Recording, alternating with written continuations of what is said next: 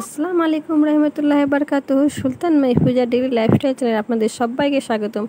আজকের ভিডিওটা আমার যেখান থেকে দেখতেছেন আপনাদের সবাইকে আমার ধন্যবাদ। যদি ভিডিওটা ভালো লেগে থাকে একটা লাইক দিয়ে অবশ্যই ভিডিওটা দেখবেন। যদি আরও ভিডিওটা ভালো লেগে থাকে একটা সাবস্ক্রাইব করে আমার চ্যানেলে পাশে থাকবেন। আপনাদের কাছ থেকে অনুরোধ করে বললাম। আজকে আমি খুব সুন্দর একটা রেসিপি নিয়ে এসেছি, আপনারা পুরো ভিডিওটা দেখুন, খুব ভালো লাগবে। পুরো নষ্ট করবেন, টেনে টেনে কেউ ভিডিওটা দেখবেন না। আজকে রেসিপিটা আপনারা থাম্বনেল দেখে বুঝতে পেরে গেছেন আমি আজকে কী রেসিপি নিয়ে এসেছি। পুরো ভিডিওটা দেখুন, খুব ভালো লাগবে। আমি এখানে উনুনটা ধরিয়ে দিলাম, একটা কড়া বসিয়ে দিলাম, তারপর আমি এই ডিমগুলো সিদ্ধ করবো, জল দিয়ে দিলাম অল্প। এবার একটা একটা করে আস্তে আস্তে করে আমি ডিমগুলো ছেড়ে দিচ্ছি। আমি এখানে 8টি ডিম নিয়েছি, লবণ একটু দিয়ে দিলাম। পোলট্রির ডিম তো ভেঙে যায় যদি। আমার ডিমগুলো সিদ্ধ হয়ে গেছে, সব ছাড়িয়ে নিয়েছি। আলুগুলোকে এইভাবে কেটে নিলাম। ডিমের মধ্যে নুন আর হলুদ একটু মিশিয়ে নিলাম। এদিকে কড়া বসিয়ে দিয়েছি, তেল গরম হয়ে গেছে। ডিমগুলো সব একটা একটা করে আমি ছেড়ে দিচ্ছি, ভেজে নেব ডিমগুলো। হালকা করে ডিম ভাজবো।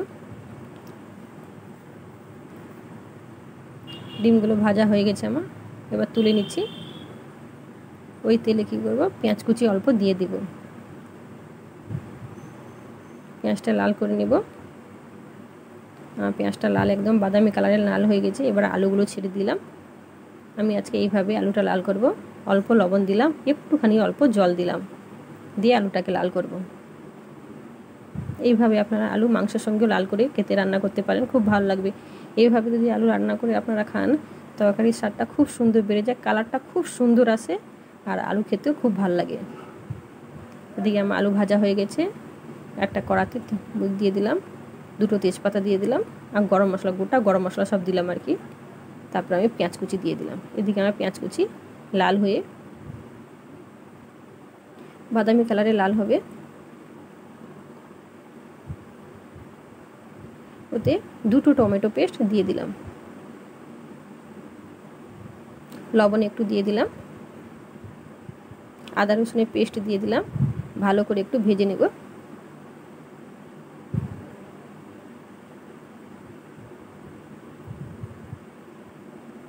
এবার মশলা দিয়ে দিব। হলুদ পাউডার দিয়ে দিলাম 1 চামচ, লঙ্কা পাউডার দিয়ে দিলাম 1.5 চামচ।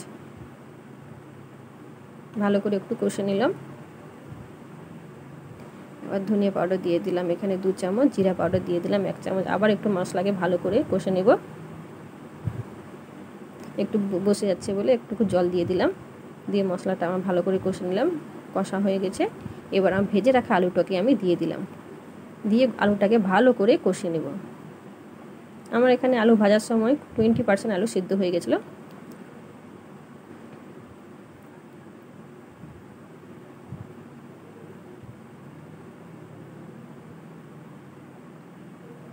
ভালো করে আমি আলুটাকে কষে নেব। অল্প অল্প জল দিয়ে ভালো করে কষে নিতে হবে আলুটাকে। ভাজা ধনিয়া পাউডার দিয়ে দিলাম, দিয়ে আবার আলুটাকে ভালো করে কষে নেব।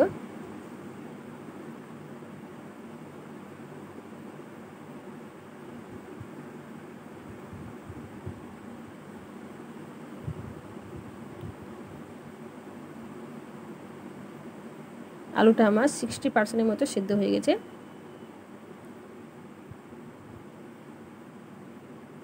এবার আমি জল দিয়ে দেব।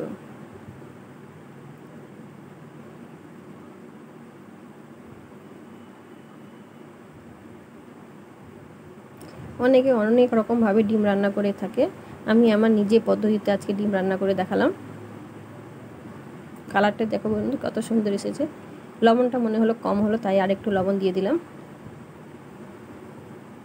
ভেজে রাখা ডিমগুলো দিয়ে দিলাম।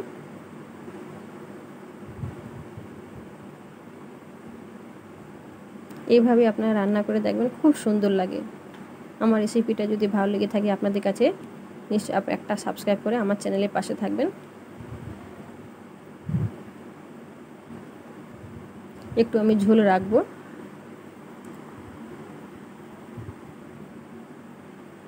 আলুটা আমার সেদ্ধ হয়ে গেছে 100%।